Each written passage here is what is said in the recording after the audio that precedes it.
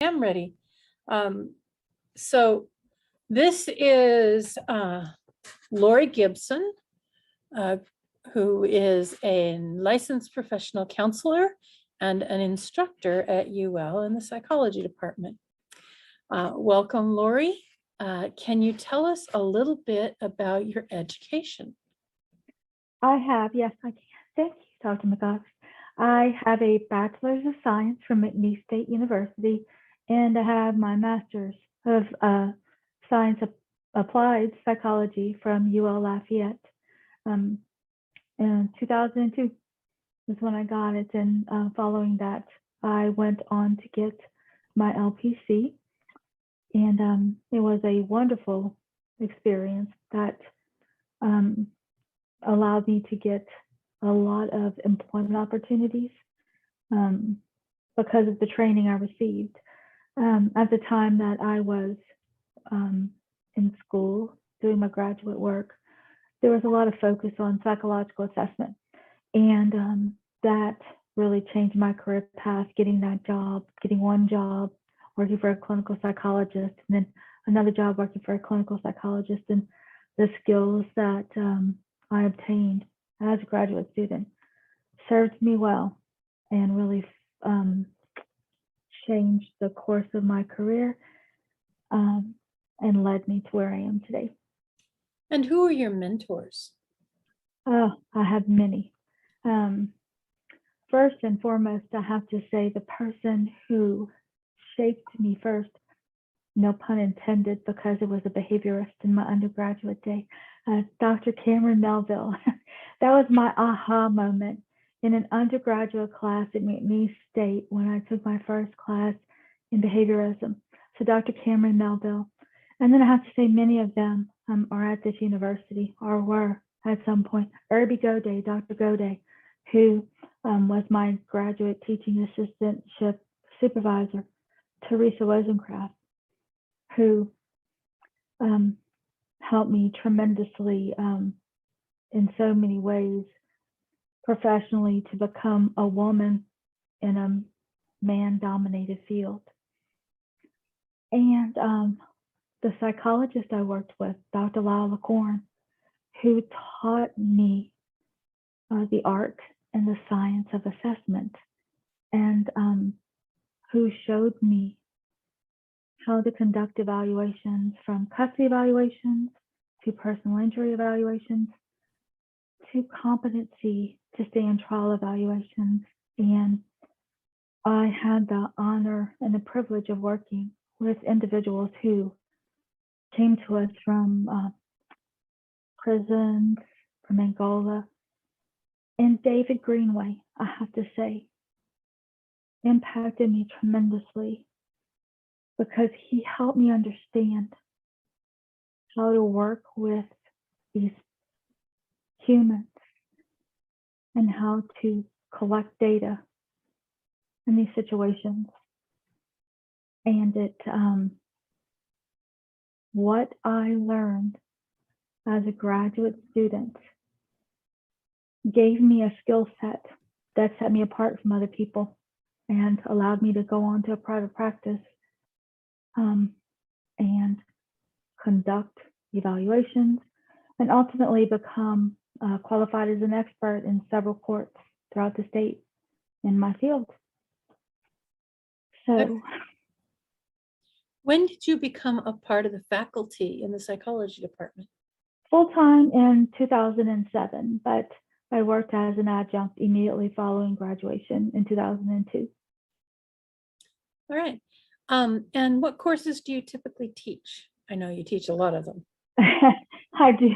I was hired as a 110 instructor, and then my love for behaviorism, I was handed off Psych 370, and then I taught during the summer Psych 255, Psych 311, which human development, child development, adolescent psychology, and now I'm teaching abnormal psychology, psychological disorders, which I absolutely love because through the evolution of my career, advocacy, mental health advocacy is so near and dear to my heart. All right. Tell us a little bit about your counseling practice. What is the framework that guides your counseling practice?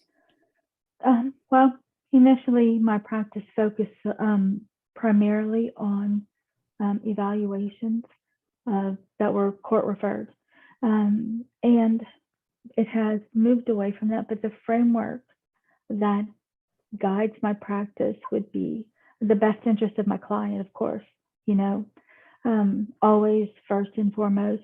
I would say that I'm not practicing nearly as much as I was before, because I would like to take the skills that I have there and invest them in our students here.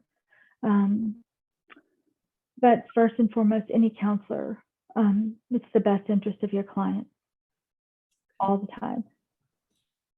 Are you doing any research?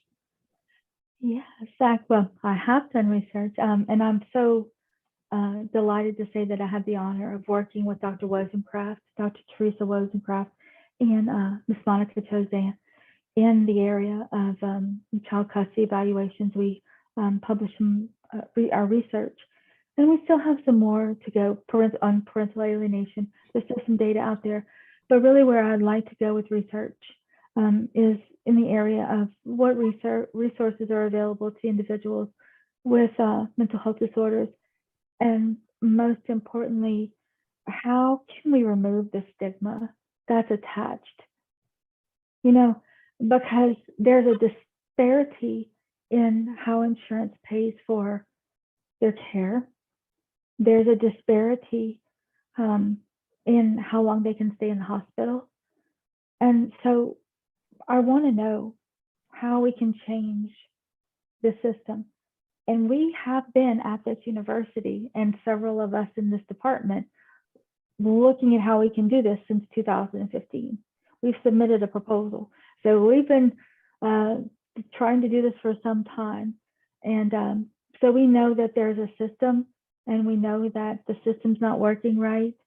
And we have a plan for how we should change it. But I want to say, we know the number one thing that predicts, or one of the number one things that predicts a better outcome, is support systems. And that's where we're so fortunate in our area, is that we're good in South Louisiana about supporting others, about support systems. So that's where I want to go. Like I said, number one for me is always about the best interest of the individual. Mm-hmm. And you look at our campus, Dr. McIvers, and you look and you see at all of our student organizations and how wonderful they are in their outreach. Mm-hmm. And so that's where I want to pour myself into that, because, it's about helping others. Mm-hmm. I believe that you're involved in the NAMI group on campus. We, until pre-pandemic, we were, and that I have to say, our students, as you know, are fabulous, and they are so wonderful at doing these activities, and their Hold On to Hope, the backpack, or the backpacks across campus. Yes, they're fabulous. And the NAMI has soon, that was suicide prevention, and soon they have their NAMI walk. But I will go with the students to that. Then in November we'll have the Out of the Darkness walk, which is suicide prevention. But yes, but NAMI is the NAMI on campus that was started. Dominique Rosado, that's her, but she's worked so well with our department. And see, that's what it's about. It's about reaching out to others and getting involved with communities. And then you start the community level, then you move to state level. And that's where I want to invest myself, because we know that's what works. Mm-hmm. That's what works. And showing our students, hey, you make those connections. So we have great students who are so motivated to do that. And I'm also, I have to say, involved with Dr. Bros, actively moving forward the grief organization. Yeah. Yes. Actively moving forward is an important component on our campus, I think. Yeah. Oh, yeah, absolutely. All right. Is there anything else you'd like to talk about today, Lori?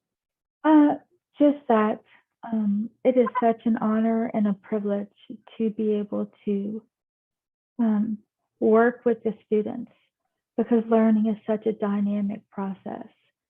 And it's a flow, it's a free flow.